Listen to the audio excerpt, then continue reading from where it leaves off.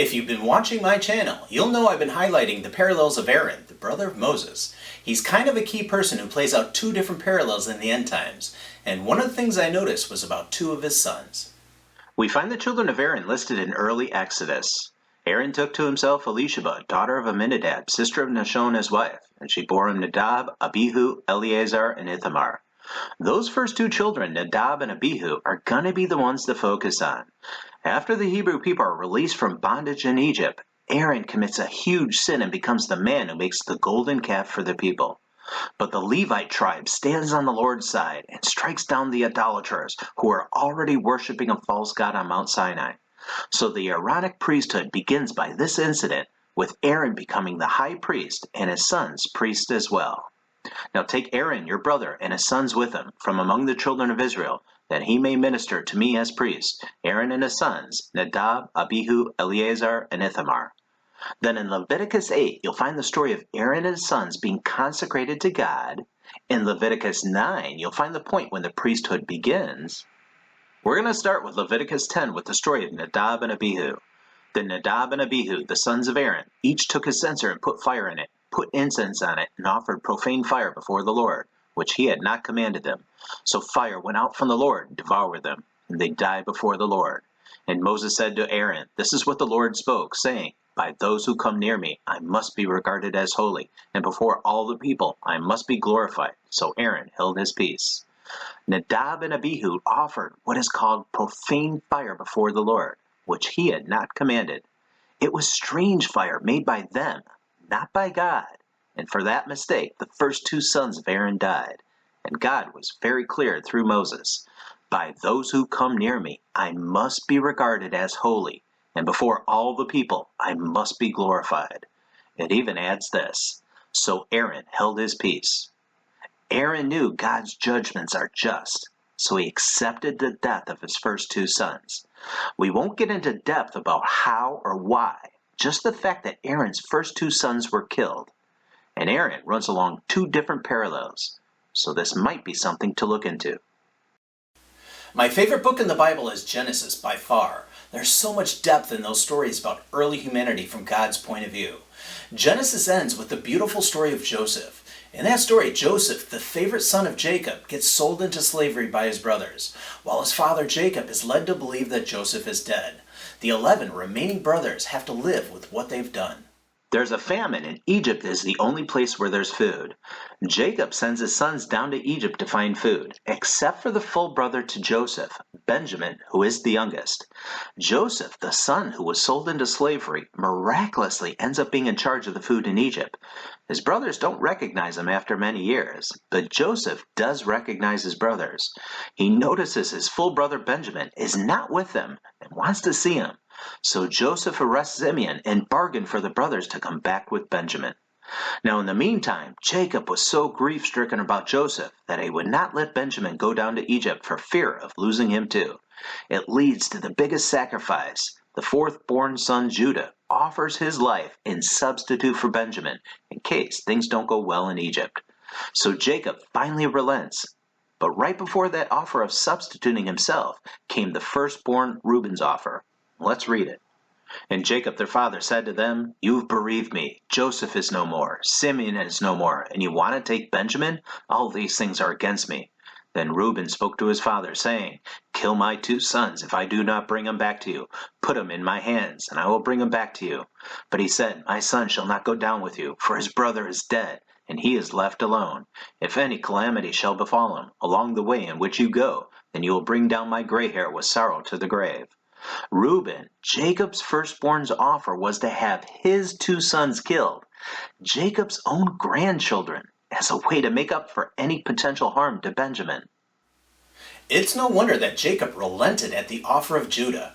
Self-sacrifice was the key, and a foreshadow to the self-sacrificial death of Jesus Christ. It's rather beautiful to see a hint of Jesus' story within the Old Testament. But the offer of Reuben was to have his two sons killed. Another instance of two sons being connected to death, even though this offer was rejected. After Exodus, the Hebrew people enter into the Promised Land and have to conquer the people already inhabiting the land. The first city to conquer was Jericho. We talked about that in our Good Samaritan video. The city does fall to the Hebrew people. But let's speak about the curse of Jericho. Then Joshua charged them at that time, saying, Cursed be the man before the Lord who rises up and builds this city Jericho. He shall lay its foundation with his firstborn, and with his youngest he shall set up its gates. Joshua ends up cursing the rebuilding of Jericho with the death of 2 sons. That ends up happening right here. In his days, Heel of Bethel built Jericho. He laid its foundation with Abiram his firstborn, and with his youngest son Segub he set up its gates, according to the word of the Lord, which he had spoken through Joshua the son of Nun. A man from Bethel rebuilds Jericho, causing 2 of his sons to be killed. So the curse of Jericho is fulfilled by the death of 2 sons. In this video about the eyes of the little horn, we briefly talked about the dim eyes of Eli. Eli was a righteous judge of Israel. Now within that story is the corruption of Eli's sons. Now the sons of Eli were corrupt. They did not know the Lord. We don't have to get into the details of the corruption.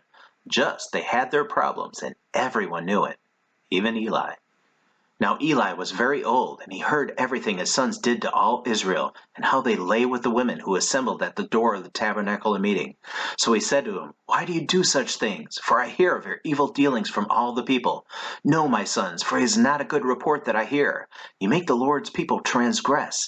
If one man sins against another, God will judge him. But if a man sins against the Lord, who will intercede for him? Nevertheless, they did not heed the voice of their father, because the Lord desired to kill them. Look at that last line. God didn't just want them passed by as successors. God wanted to kill the sons of Eli. Here's God's pronouncement to Eli. Behold, the days are coming that I will cut off your arm and the arm of your father's house, so that there will not be an old man in your house. And you will see an enemy in my dwelling place, despite all the good which God does for Israel. And there shall not be an old man in your house forever. But any of your men, whom I do not cut off from my altar, shall consume your eyes and grieve your heart. And all the descendants of your house shall die in the flower of their age. Now this shall be a sign to you that will come upon your 2 sons, and Hophni and Phinehas, and one day they shall die, both of them. Both of Eli's sons are going to die on the same day. But focus on this. The death of his 2 sons will be a sign. That's an important point, which happens in chapter 4. Eli was 98 years old, and his eyes were so dim that he could not see. Then the man said to Eli, I am he who came from the battle, and I fled today from the battle line. And he said, What happened, my son? So the messenger answered and said, Israel has fled before the Philistines, and there has been a great slaughter among the people. Also your 2 sons, Hophni and Phinehas, are dead, and the ark of God has been captured. Eli then dies, but God judges the corruption of Eli's sons with death. Another set of 2 sons connected with death. The book of Ruth is an absolutely beautiful love story, but this is how the book begins. Now it came to pass in the days when the judges ruled that there was a famine in the land, and a certain man of Bethlehem, Judah, went to dwell in the country of Moab, he and his wife, and his 2 sons. The name of the man was Elimelech, the name of his wife was Naomi, and the name of his 2 sons were Mahlon and Chilion, Ephrathites of Bethlehem, Judah. And they went to the country of Moab, and remained there. Then Elimelech, Naomi's husband, died, and she was left, and her 2 sons. Now they took wives of the women of Moab. The name of the one was Orpah, and the name of the other Ruth. They dwelt there about 10 years. Then both Mahlon and Chilion also died, so the woman survived her 2 sons and her husband. The book of Ruth also begins with a story about the death of 2 sons. I'm sensing a pattern here, and Ruth is very important, as she becomes the great-grandmother to King David. And if we're seeing this as a parallel pattern, we can look into the sons of King David while he was alive. His firstborn son was named Amnon, and Amnon had a problem. After this, Absalom, the son of David, had a lovely sister whose name was Tamar, and Amnon, the son of David, loved her. Amnon was so distressed over his sister Tamar that he became sick, for she was a virgin, and it was improper for Amnon to do anything to her. But Amnon had a friend whose name was Jonadab, the son of Shimeah, David's brother. Now Jonadab was a very crafty man, and he said to him, Why are you, the king's son, becoming thinner day after day? Will you not tell me? And Amnon said to him, I love Tamar, my brother Absalom's sister. So Jonadab said to him, Lie down in your bed and pretend to be ill. And when your father comes to see you, say to him, Please let my sister Tamar come and give me food, and prepare the food in my sight, that I may see it and eat it from her hand. Then Amnon lay down and pretended to be ill. And when the king came to see him, Amnon said to the king, "Please let Tamar my sister come, and make a couple of cakes for me in my sight, that I may eat from her hand." And David sent home to Tamar, saying, "Now go to your brother Amnon's house, and prepare food for him." So Tamar went to her brother Amnon's house, and he was lying down. Then she took flour and kneaded it, and made cakes in his sight, and baked the cakes. And she took the pan, and placed them out before him. But he refused to eat. Then Amnon said, "Have everyone go out from me." And they all went out from him. Then Amnon said to Tamar, "Bring the food into the bedroom, that I may eat from your hand." And Tamar took the cakes which she had made, and brought them to Amnon her brother in the bedroom. Now when she had brought them to him to eat, he took hold of her, and said to her, "Come, lie with me, my sister." But she answered him, "No, my brother, no, do not force me, for no such thing should be done in Israel. Do not do this disgraceful thing, and where can I take my shame? And as for you, you would be like one of the fools in Israel. Now therefore, please speak to the king, for he will not withhold me from you." However, he would not heed her voice, and being stronger than she, he forced her and lay with her. Amnon ends up raping his half-sister. Whoa. Well, Tamar is Absalom's sister, and he won't stand for that kind of outrage against his sister. And it came to pass after 2 full years that Absalom had sheep shears in Baal-hazar, which is near Ephraim. So Absalom invited all the king's sons. Then Absalom came to the king and said, "Kindly note, your servant has sheep shearers. Please let the king and his servants go with your servant." But the king said to Absalom, "No, my son, let us not all go now, lest we be a burden to you." Then he urged him, but he would not go, and he blessed him. Then Absalom said, "If not, please let my brother Amnon go with us." And the king said to him, "Why should he go with you?" But Absalom urged him, so he let Amnon and all the king's sons go with him. Now Absalom had commanded his servants, saying, "Watch now, when Amnon's heart is merry with wine, and when I say to you, 'Strike Amnon,' then kill him. Do not be afraid. Have I not commanded you? Be courageous and valiant." So the servants of Absalom did to Amnon as Absalom had commanded. Then all the king's sons arose, and each one got on his mule and fled. Absalom did end up having his brother Amnon killed. Now, standing up for your raped sister is one thing, but killing the king's son is another. This is the first death to a son of David. Absalom had his revenge, but now had to flee from his father King David to the land of Geshur. After time, Absalom comes back to Israel, but this time with plans to take the kingdom away from his father. His plan works, and King David has to flee for his life out of Jerusalem. But David fights back against his son's rebellion. And David numbered the people who were with him, and set captains of thousands and captains of hundreds over them. Then David sent out 1/3 of the people under the hand of Joab, 1/3 under the hand of Abishai, the son of Zeruiah, Joab's brother, and 1/3 under the hand of Ittai the Gittite. And the king said to the people, "I also will surely go out with you myself." But the people answered, "You shall not go out, for if we flee away, they will not care about us, nor if half of us die will they care about us. But you are worth 10,000 of us now, for you are now more help to us in the city." Then the king said to them, "Whatever seems best to you I will do." So the king stood beside the gate, and all the people went out by hundreds and by thousands. Now the king had commanded Joab, Abishai, and Ittai, saying, "Deal gently for my sake with the young man Absalom." And all the people heard when the king gave all the captains orders concerning Absalom. So the people went out into the field of battle against Israel, and the battle was in the woods of Ephraim. The people of Israel were overthrown there before the servants of David, and a great slaughter of 20,000 took place there that day. For the battle there was scattered over the face of the whole countryside, and the woods devoured more people that day than the sword devoured. Then Absalom met the servants of David. Absalom rode on a mule. The mule went under the thick burrow of a great terebinth tree, and his head caught in the terebinth, so he was left hanging between heaven and earth. And the mule which was under him went on. Now a certain man saw it and told Joab, and said, "I just saw Absalom hanging in a terebinth tree." So Joab said to the man who told him, "You just saw him. Why did you not strike him there to the ground? I would have given you 10 shekels of silver and a belt." But the man said to Joab, "Though I were to receive 1,000 shekels of silver in my hand, I would not raise my hand against the king's son. For in our hearing the king commanded you and Abishai and Ittai, saying, 'Beware, lest anyone touch the young man Absalom. Otherwise I would have dealt falsely against my own life. For there is nothing hidden from the king, and you yourself would have set yourself against me.' Then Joab said, 'I cannot linger with you.' And he took 3 spears in his hand and thrust them through Absalom's heart, while he was still alive in the midst of the terebinth tree. And 10 young men who bore Joab's armor surrounded Absalom and struck and killed him. Joab and his men end up killing Absalom against the orders from King David. But this does mark the death to the second son of King David during his life. Now those people who've studied the Bible know that King David had a famous death to another son, his first child with Bathsheba. But Amnon and Absalom mark death to the two sons born to David in Hebron.